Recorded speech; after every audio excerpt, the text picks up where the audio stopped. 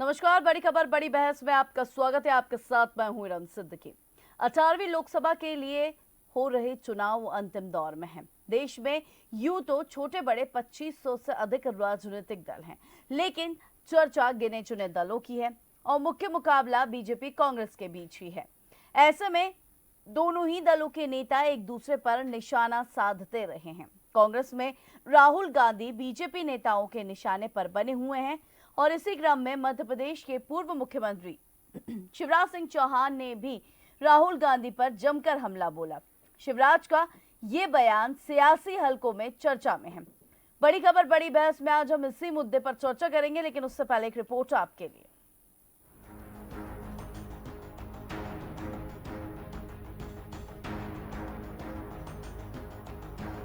मध्य प्रदेश के पूर्व मुख्यमंत्री शिवराज सिंह चौहान बतौर स्टार प्रचारक दिल्ली में मोर्चा संभाले हुए हैं।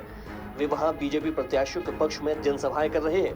कांग्रेस के राहुल गांधी शिवराज के निशाने पर हैं, जो केरल के वायनाड के साथ ही अपने परिवार की परंपरागत सीट रायबरेली से भी चुनावी मैदान में है।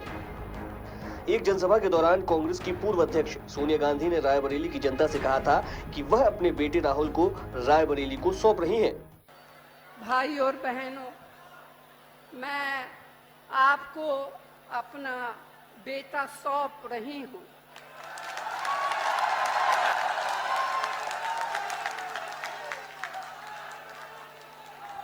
अपना बेटा सौंप रही हूँ। जैसे आपने मुझे अपना माना, वैसे ही राहुल को अपना मान कर रखना है।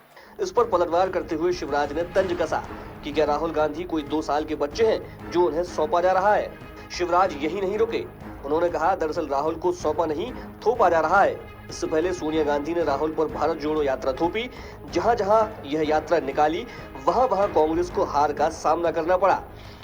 मैडम सोनिया गांधी कह रही है मैंने राहुल को आपको सौंप दिया। अरे कोई 2-3 साल का बच्चा है जो सौंप के जा रही है? 55 साल के हो गए राहुल बाबा, किसको सौंप रहे हो? और राहुल को सौंपा नहीं है, थोपा है। सौंपा थोड़ी है। पहले अमेठी पे थोपा, हार गए। फिर यात्राओं पे थोपा, तो जहां जहां से गुजरे वहां हार गई कांग्रेस। और अब रायबरेली पे थोप दिया। ये लोग देश नहीं चला सकते।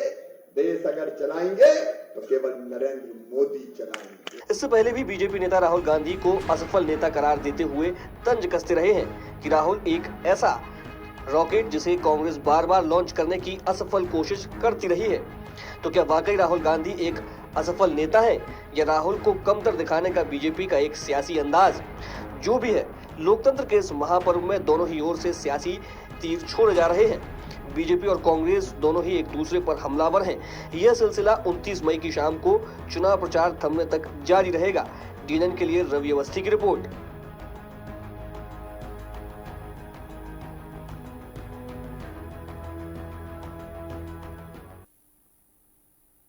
बिल्कुल, तो कांग्रेस के राहुल गांधी शिवराज के निशाने पर हैं, जो केरल के वायनाड के साथ ही अपने परिवार की परंपरागत सीट रायबरेली से चुनावी मैदान में हैं। बड़ी खबर बड़ी बहस में हम इसी मुद्दे पर आज हम चर्चा करेंगे। चर्चा के लिए पैनल पर आज हमारे साथ स्टूडियो से पॉलिटिकल एडिटर रवि अवस्थी जी हमारे साथ जुड़े हुए हैं, बीजेपी से मिलन भार्गव जी और कांग्रेस से अंबिका शर्मा जी हमारे साथ जुड़े हुए हैं। आप तीनों का बहुत स्वागत है बड़ी खबर बड़ी बहस में। रवि अवस्थी जी, शुरुआत आपसे ही, ये बयानबाजी और ये चुनावी तीर क्या कहते हैं? हाँ बिल्कुल इरम, देखिए हालांकि बीजेपी जो है वो लगातार कांग्रेस पर और ख़ास करके राहुल गांधी पर हमलावर रही है। और कल भी जब शिवराज सिंह दिल्ली में जनसभाएं कर रहे थे तो उनके निशाने पर राहुल गांधी रहे। और उन्होंने जिस तरीके से सोनिया गांधी ने रायबरेली में नामांकन के दौरान कहा था कि मैं अपने बेटे को सौंप रही, तो उन्होंने उस पर तंज कसा कि कोई क्या वो 2 साल के बच्चे हैं जो सौंप रहे हैं, 55 साल के हैं, वो तो थोपा जा रहा है। यानी इससे पहले भी एक तरीके से देखा जाए तो कहीं ना कहीं कांग्रेस बीजेपी के निशाने पे राहुल गांधी रहे हैं। चाहे प्रधानमंत्री हों, कोई अन्य नेता हों या शिवराज सिंह हो, लगातार जो है वो राहुल, यानी एक तरीके से देखा जाए तो जहां राहुल कांग्रेस के लिए प्रधानमंत्री में टारगेट हैं तो बीजेपी के लिए राहुल टारगेट पर है। यानी मुकाबला कहीं ना कहीं इन दोनों ही दलों में ज़्यादा नज़र आ रहा है।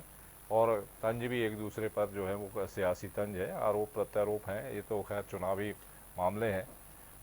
लेकिन निश्चित तौर पर अब राहुल गांधी की बात करी जाए रम, तो देखिए कांग्रेस जिस संक्रमण काल से गुजर रही है, आज वो केवल तीन राज्यों में अपने बलबूते सत्ता में है, हिमाचल, कर्नाटक, तेलंगाना, और दो जगह वो गठबंधन के साथ है, तमिलनाडु और झारखंड। यानी एक वो पार्टी जो कभी पूरे देश में एक तरीके से दो तीन राज्यों को छोड़कर, जहाँ जम्मू कश्मीर है और पश्चिम बंगाल है या केरल है, एक दो राज्यों को छोड़कर जहाँ पर वो पूरे देश में सत्ता में रही हो, और आज उसकी यह हालत है कि वो तीन राज्यों तक सिमट कर रह गई, दो जगह सहयोगियों का सहारा है। ऐसी स्थिति में इस संक्रमण काल में स्वाभाविक तौर पर निशाने पर जो मौजूदा नेता हैं वही रहेंगे, और ख़ास करके राहुल गांधी, क्योंकि राहुल गांधी की खासियत यही कि कांग्रेस में वो अकेले ही लड़ते नज़र आ रहे हैं। सबसे बड़ी दिक्कत यही है कांग्रेस में कि राहुल और प्रियंका के अलावा कोई तीसरा चेहरा ऐसा नहीं है जो बीजेपी से मुकाबला करते नज़र आ रहा हो। तो ये अपने आप में एक बड़ी बात है, इसीलिए बीजेपी बार बार उनको असफल, चूँकि वो असफलता तो हाथ लगी है, इसमें कोई दो राय नहीं है।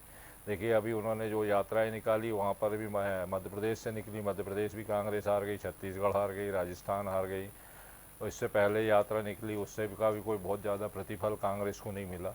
तो स्वाभाविक तौर पर जब असफलता मिलती है तो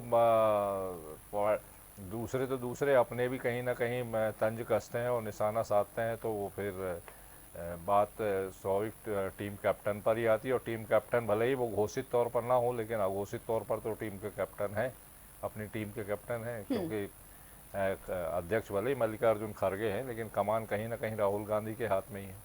तो बस वही बात है राम, अभी तो देखिए 8-10 दिन और हैं, जब 1 जून को आखिरी चुनाव चरण है, आखिरी चरण है, तब तक और ये सियासी तीर हमें सुनने को मिलेंगे। चले मिलन जी, एक जनसभा के दौरान कांग्रेस की पूर्व अध्यक्ष सोनिया गांधी ने, अभी आपने भी सुना होगा कि रायबरेली की जनता से कहा था कि वो अपने बेटे राहुल को रायबरेली को सौंप रही हैं। इस पर क्या कहेंगे आप?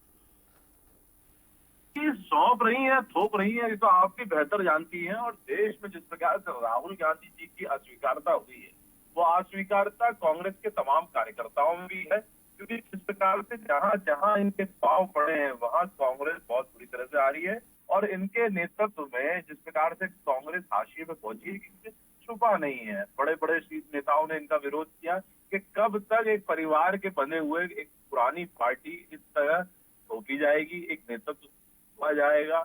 आज खड़गे जी, जैसे रवि जी बता रहे थे, खड़गे जी भले ही अध्यक्ष हैं, लेकिन किस प्रकार से कांग्रेस पार्टी का संचालन आज भी राहुल जी और सोनिया जी करते हैं, और सारे निर्णय वही लेते हैं। खड़गे जी की सुनता कौन है?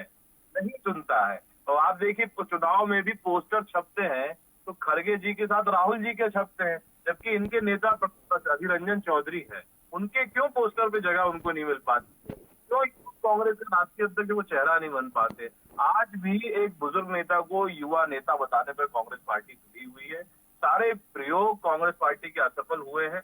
राहुल गांधी जी को लेकर जितने भी प्रयोग किए गए हैं वो सारे के सारे असफल हुए हैं। अब चूंकि असफलता की कगार पर पहुंचने के बाद अब नया एक कार्ड खेला जा रहा है, वो है इमोशनल कार्ड, क्योंकि आपने काम कर दिखाई नहीं, जनता के बीच आप अप्रासंगिक हो गए हो। आपने अपने कालखंड में जिस प्रकार से अमेठी जैसी सीट को गंवा दिया, वायनाड जाके अपने राजनीतिक विरासत को आप संभाले हुए हैं, अब वहां आप मिला नहीं तो आप इमोशनल कार्ड खेलकर अपनी विरासत को फिर बढ़ाना चाह रहे हैं, रायबरेली से चुनाव जीतना चाह रहे हैं। आप काम तो गिनाइए कि आपकी माँ ने काम क्या किया, या आपके पूर्वज जो वहां से नेतृत्व करते हैं उन्होंने क्या काम किया, रायबरेली को दिया क्या, ये बताने की जगह अब रोज होकर वोट हथियाने की एक राजनीति है, जो मुझे लगता है रायबरेली की जनता बेहतर जानती है। अब जो रायबरेली की जनता को फैसला करना है वो अपना फैसला सुनाएगी। अंबिका जी, क्या कहेंगे आप इस पर? हमें बड़ा तरस आ रहा है इनके ऊपर। ये कह रहे हैं कि गांधी नेहरू परिवार ने क्या किया या कांग्रेस ने क्या किया। पूरा देश जानता है, पूरी दुनिया जानती है कि कांग्रेस पार्टी ने इस देश को आजाद कराया। कांग्रेस पार्टी ने पाकिस्तान के 2 टुकड़े कराए। कांग्रेस पार्टी ने जहां इस देश में सुई नहीं बनती थी, वहां इस देश में कांग्रेस पार्टी ने इतना टेक्नोलॉजी के क्षेत्र में इतना डेवलपमेंट किया, कृषि के क्षेत्र में इतना विकास किया, देश को आगे लाने में कांग्रेस पार्टी कितनी बड़ी भूमिका है। इतनी अनेकता और विविधता वाला देश, इसमें एकता कायम की। कांग्रेस पार्टी के सहयोग को आप कैसे नकार सकते? दूसरी बात, आप राहुल गांधी के ऊपर एक कह रहे हो कि अमेठी से रायबरेली आ गए। मेरा भी ये कहना है कि आपके माननीय अटल बिहारी वाजपेयी यहाँ ग्वालियर से विदिशा चले गए थे। आपके आडवाणी जी यहाँ से गुजरात से इधर उत्तर प्रदेश में आ गए हैं। जो राष्ट्रीय नेतृत्व होते हैं, राष्ट्रीय नेता होते हैं, रायबरेली सीट सोनिया गांधी की सीट है, रायबरेली सीट से उनका बेटा लड़ रहा है। और आपके किशोरीलाल शर्मा जी जो उनके परिवार जैसे सदस्य है, वो अमेठी से लड़ रहे हैं। और आपको पता है कि अमेठी में क्या होने वाला है, रायबरेली में क्या होने वाला है। ये सब जानते हुए भी आप तमाम प्रकार की बातें करके देश को गुमराह कर रहे हो, पब्लिक को गुमराह कर रहे हो। रायबरेली से चुनाव लड़ना कोई गुनाह है क्या?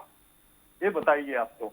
और आप कांग्रेस ने कुछ भी नहीं किया, कुछ भी नहीं किया, 60 साल तक कुछ भी नहीं किया। अरे आप किस स्वाभिमान या किस गर्व के साथ कहते हो कि हमने आते ही 16 लाख करोड़ रुपए हमने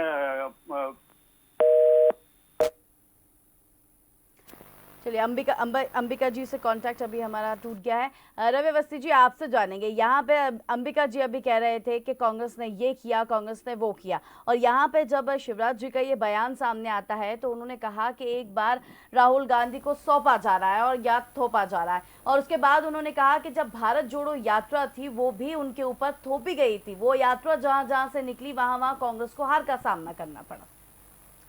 देखिए इरम, चूँकि सवाल यही है कि राहुल गांधी ही निशाने पर क्यों है, तो वो स्वाभाविक तौर पर देखिए, आप पिछले कुछ सालों से जिस तरीके से मैंने कहा ना कि केवल कांग्रेस में वही एक ऐसे नेता हैं जो बीजेपी से लड़ते नज़र आ रहे हैं। चाहे हर हाल में, चाहे सफलता मिली हो, लेकिन हर मोर्चे पर वो कहीं ना कहीं मुकाबला करते नज़र आ रहे हैं। अब स्वाभाविक तौर पर कई बार परिपक्वता है वो समय के साथ आती है। और हालांकि अब एक तरीका अभी देखिए, उन्होंने पिछले 14 मई को, मतलब 8-10 दिन पहले ही उन्होंने बड़ी साफगोई से कांग्रेस की गलतियां स्वीकार करी कि कालांतर में हमसे जो गलतियां हुई हैं, है ना, वो एक तरीके से देखा जाए तो कहीं ना कहीं वो पूरी कोशिश कर रहे हैं कांग्रेस को स्थापित करने की। लेकिन ये भी बड़ी एक अजीब बात है इरम कि आप देखिए कि केवल राहुल को नहीं दोषी ठहरा सकते आप, समूची कांग्रेस में। आप अभी यही देख रहा था कि देखिए कितने राज्यों में कांग्रेस दशकों से नहीं है ना। 1990 से बिहार और गुजरात में नहीं है कांग्रेस, 1967 से तमिलनाडु में नहीं है, 1989 से उत्तर प्रदेश में नहीं है, 1977 से पश्चिम बंगाल में नहीं, 1993 से त्रिपुरा में नहीं है, और 2000 के बाद तो फिर कई राज्य हैं जहाँ पर है ही नहीं। वो उड़ीसा में 2000 के बाद से नहीं है, दिल्ली में आखिरी बार में 2013 तक वो रही, उसके बाद से साफ है। तो एक केवल राहुल को नहीं दोषी ठहरा सकते। कांग्रेस में कहीं ना कहीं ये जो गिरावट आई है निरंतर, अंबिका जी कह रहा है कि इतना सब कुछ करा, लेकिन जो देश की सियासत है, मुझे लगता है कि शायद अगर करा होता, ठीक है, विकास कार्य अपनी जगह, कोई भी सरकार 49 साल कांग्रेस ने शासन किया है, और 49 साल शासन किया है तो स्वाभाविक काम तो करना ही पड़ेगा। ऐसा तो है नहीं कि बिल्कुल आप कुछ ना करें कि और वही अंग्रेजों वाले दौर में लौट जाए, ये तो संभव नहीं था। लेकिन जो किया, फिर क्यों वजह रही कि आप पिछले 3 दशक 4 दशक से लगातार कई राज्यों से बाहर है, जबकि एक दौर मैंने बताया शुरुआत में कि देखिए 2 राज्यों को छोड़ के पूरे देश में कांग्रेस थी सत्ता में। तो कहीं ना कहीं कुछ कमियां तो रही होंगी जो जनता लगातार नकारती चली गई, और अब हालत ये है कि केवल 3 राज्यों तक सिमट गए। तो उस गलती को, हालांकि देखिए राहुल की मैं फिर भी तारीफ इसलिए करूँगा कि वो बार बार जुझारू नेता हैं, तमाम आलोचनाओं के बाद, तमाम विरोधाभास के बाद, अपनों के दगाबाजी के बावजूद जो है वो लगातार पार्टी को खड़ा करने की कोशिश कर रहे हैं। अब जो स्थिति दिल्ली में है वही मध्य प्रदेश में है इरम। तो सवाल यही है कि अब इस पूरे चुनाव में देख लीजिए कि केवल 3-4 चेहरों को छोड़ के बाकी सब चुप बैठे हुए हैं, बिल्कुल मौन धारण किए हुए हैं। कोई ऐसा नेता नज़र नहीं आ रहा है। या तो मल्लिकार्जुन खड़गे जी चूँकि अध्यक्ष है, अब उनकी मजबूरी है, बाकी प्रियंका और राहुल 2 के अलावा बता दीजिए मुझे आप चौथा कोई। जयराम रमेश प्रवक्ता बन गए इसलिए वो बोल रहे हैं, बाकी कोई नहीं बोल रहा। तो ऐसी स्थिति में वो या फिर जो बोलते हैं तो वो ऐसा बोलते हैं कि कांग्रेस को ही निपटाने का काम करते हैं, चाहे वो सैम पित्रोदा हो, मणिशंकर अय्यर हो, फारूक अब्दुल्ला हो, तमाम ऐसे बयान देते हैं कि आपके इस बात तो को एक ये बार जो स्थिति है वो कहीं ना कहीं मुझे लगता है कांग्रेस के लिए घातक है। और राहुल अगर संघर्ष कर रहे हैं तो मुझे को लगता है समूची कांग्रेस को उनके साथ खड़ा रहना चाहिए। चले अंबिका जी, यहाँ पे जिस तरीके से देखा जाए बाकी आपके दिग्गज नजर नहीं आते। अभी हाल ही में सोमवार को बैठक होती है प्रदेश कांग्रेस की, अगर हम बात करें तो एकदम से 1 महीने बाद कमलनाथ नजर आते हैं। उससे पहले वो कहाँ थे? दिग्गज आपके नजर नहीं आते, टिकट लेने से मना कर देते हैं। देखिए, इस देश की जनता कांग्रेस के मैनिफेस्टो पर मुहर लगाने वाली है। राहुल गांधी के संघर्ष को समर्थन देने वाली है। गांधी नेहरू परिवार की जो शहादत है देश के लिए, देश की एकता के लिए, देश की अखंडता के लिए, देश की सार्वभौमिकता के लिए, उसको अपना समर्थन और आशीर्वाद देने वाली है। इस देश का मतदाता बहुत समझदार है। और रहा सवाल हमारे भारतीय जनता पार्टी के मित्रों का, वो बार बार इस बात पर चुप्पी लेते हैं कि आज इनकी सीटें बहुत कम हो गई हैं, 50 के लगभग हो गई हैं। मेरा भी इनसे कहना है कि जब आप मात्र 2 सीट से 283 पर आ सकते हो तो हम 50 सीट से क्या 290 पर नहीं आ सकते हैं?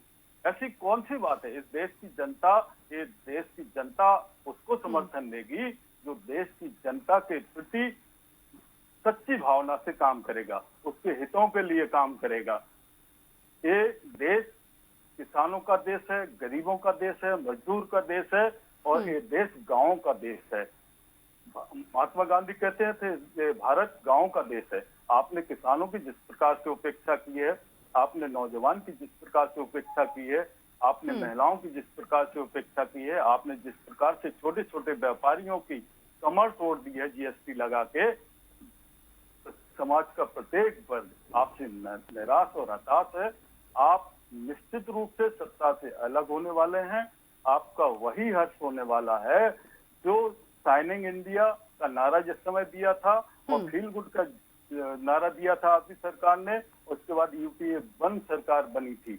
और आप देख लेना 4 तारीख को परिणाम आएंगे, आप और हम यहीं पर होंगे, हम बता देंगे कि इनकी सरकार गई। मिलन जी, क्या कहेंगे इस पर आप? बहुत कॉन्फिडेंस है अंबिका जी तो।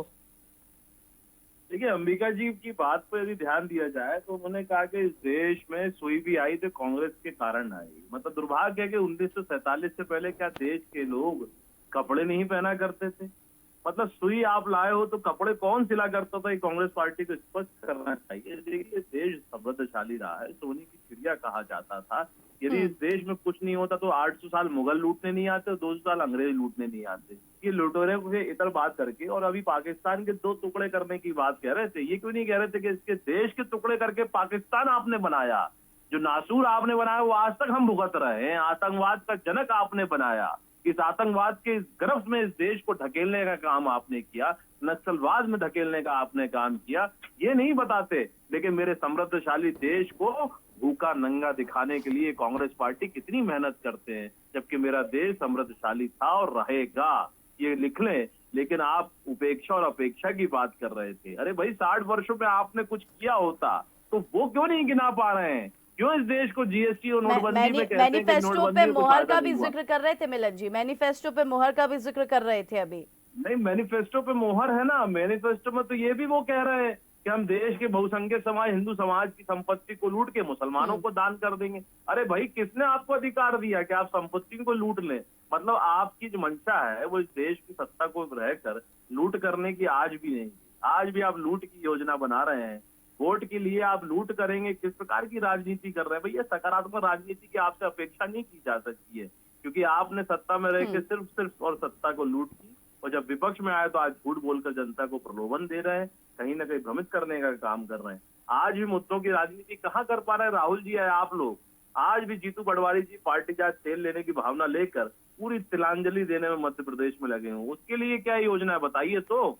इतने असफल नेता लाखों लाख कांग्रेस के कार्यकर्ता छोड़कर चले गए, आप उनको नहीं समझा पाए तो देश की जनता को कैसे समझाएं? अपनों ने आपका साथ छोड़ दिया है। आज भी वो कह रहे हैं कि इस प्रकार का नेता जो सोने की चम्मच लेकर पैदा हुआ, जिसने गरीबी को देखा नहीं, भोगा नहीं, जो जानता नहीं, वो क्या राजनीति करेगा।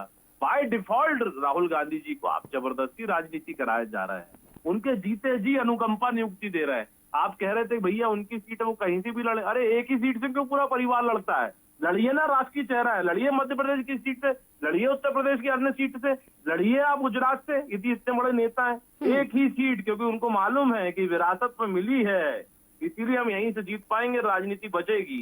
नहीं तो सोनिया जी तो समझ कर राज्यसभा का रुख अख्तियार कर लिए। राहुल जी में यदि दम होता तो मध्य प्रदेश की सीट से लड़ जाते। अरे हमारे मोदी जी तो गुजरात से आके उत्तर प्रदेश से चुनाव लड़ रहे हैं।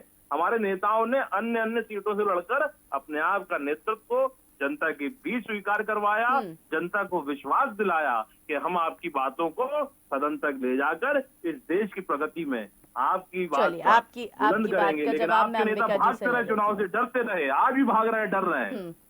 अंबिका जी क्या कहेंगे? आप मुस्कुरा रहे हैं अंबिका जी।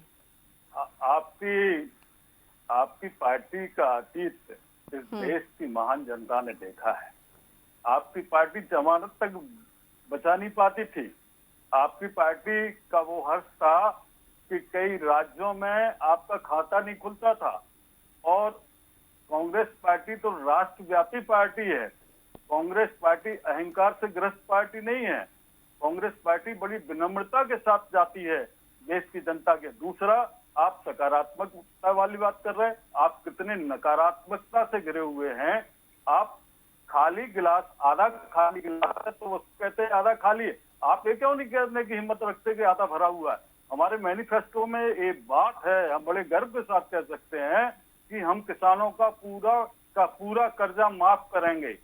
हम उन नौजवान छात्रों का कर्जा माफ करेंगे जिनके माता पिता ने एजुकेशन लोन लिया है। हम और भी देश में कल्याणकारी योजना लागू करने वाले हैं। हम हर महिला को 1 लाख रुपए प्रति माह देंगे। हम गरीबी से निजात दिलाएंगे। हम इस जो आपने बेवनस्ता की जो आग ज्वाला भड़काई है इस देश में, इसको शांत करेंगे। देश में भाईचारा लाएंगे। और देश में जो आपने प्रतियोगी परीक्षाओं में जो घोटाले किए हैं, बड़े पैमाने पर घोटाले किए हैं, आपके भारतीय जनता पार्टी के कुछ तथाकथित नेताओं के जो कॉलेज चल रहे हैं उनमें जो पेपर आउट होते हैं, इन सब पर रोक लगाएंगे, पारदर्शी व्यवस्था करेंगे। ये कभी भी पेपर आउट नहीं होगा। हम लोगों ने आश्वस्त किया है देश के करोड़ों नौजवानों को। हमारा इतना शानदार मैनिफेस्टो है, आप टिकते कहाँ हो हमारे मैनिफेस्टो के सामने? आप तो केवल मंदिर और मस्जिद की बात करते रहो, आप तो केवल इमोशनल मुद्दे उठाते रहो, बुनियादी मुद्दों से भागते रहो और सत्ता के सपने देखते रहो। जी चलिए रवि जी, दोनों की बात आपने सुनी, एक आखिरी कमेंट में आपसे लूंगी। देखिए, हालांकि ये तो खैर सियासी जो मैनिफेस्टो है वो चुनावी मैनिफेस्टो ही कहलाता है। और लेकिन मैं अभी अंबिका जी को सुन रहा था, किसानों का कर्जा माफ़ कर देंगे, स्टूडेंट का कर देंगे, करोड़ों महिलाओं को 1 लाख रुपए दे देंगे। भैया पैसा क्या बरसेगा ऊपर हवा में? कहाँ से आएंगे? बैंक दिवालिया हो जाएंगे अगर आप करोड़ों किसानों का कर्जा माफ़ कर देंगे, करोड़ों स्टूडेंट्स का कर्जा माफ़ कर देंगे, ये नहीं बताएंगे कि धन कहाँ से लाएंगे। तो फिर बीजेपी का आरोप सही मानना पड़ेगा कि आप विरासत टैक्स लगाने की तैयारी कर रहे हो, यानी इधर से खींचोगे इधर बांटोगे, क्योंकि ये कोई नहीं बताता ना। तो यानी आप मतलब, लेकिन ये ठीक है, चुनावी वादे हैं इरम, अब ये तो खैर लोक लुभावन होते ही हैं। बाकी ये है कि स्थिति की देखिए स्वाभाविक तौर पर अब जब इस तरह के हालात बने तो सबसे पहले तो मुझे लगता है कि कांग्रेस संगठन मजबूत हो, उसके बाद अभी भी आप अभी मल्लिकार्जुन खड़गे जी का बयान आया कि जनता लड़ रही है। अरे भैया, जनता आपके कार्यकर्ता क्यों नहीं लड़ रहे हैं? आप क्यों नहीं लड़ रहे? जनता कब तक लड़ेगी? तो सवाल वही है कि अपनी सक्षमता पैदा करें। तो फिर सवाल है, मैंने पहले भी कहा ना कि देखिए केवल राहुल गांधी अकेले संघर्ष करते नजर आ रहे हैं, टीम कहाँ है? टीम अगर होगी, आप देखिए, मैं ये बात कह रहा था रम कि आपने रिकॉर्ड पहली बार 2024 में, यानी अभी आज़ादी के बाद से अभी तक सबसे कम उम्मीदवार कांग्रेस ने उतारे हैं। जो कांग्रेस 507 उम्मीदवार उतारती थी 543 सीट के लिए, वो आज 310 के आसपास सिमट गई है। अब आप 310 में से अगर मान लीजिए 100-125 सीट ले भी आए, जो जबकि आप पिछली बार अगर आपने गठबंधन की सरकार चलाई तो 200 प्लस थे, तो क्या इस बार 200+ हो पाएंगे? क्या नहीं होंगे। तो फिर वो जो जिन पार्टियों के साथ आप चुनाव लड़ रहे हैं, जिनके अपने अलग अलग घोषणा पत्र हैं, आप आपस में लड़ रहे हो। पश्चिम बंगाल में आप ममता से लड़ रहे हो, केरल में आप आपस में लड़ रहे हो। अब जब अभी गठबंधन के सहयोगियों में आपसी में चुनाव लड़ रहे हैं, घोषणा पत्र सबके अलग है, तो कैसा स्वरूप होगा अगर मान लीजिए वो होता है। तो बड़ी कुल मिला के चिंता इस बात की है कि जो भी सरकार बने, स्थायी और मजबूत सरकार हो, चाहे वो इंडिया एनडी की हो या एनडीए की हो। मतदाता तो यही उम्मीद करता है कि आगामी 5 साल जो है देश और आगे प्रगति करे, तो कम से कम इसी लिहाज से होना चाहिए। बिल्कुल। चलें, बहुत शुक्रिया मिलन जी आपका भी, रवि जी आपका भी, और अंबिका जी आपका भी बहुत शुक्रिया बड़ी खबर बड़ी बहस में जुड़ने के लिए। तो लोकतंत्र के सब महापर्व में दोनों ही ओर से सियासी तीर छोड़े जा रहे हैं। बड़ी खबर बड़ी बहस में आज हमने इसी मुद्दे पर चर्चा करी। चर्चा के लिए पैनल का बहुत शुक्रिया। आप देखते रहिए TNA न्यूज़। नमस्कार।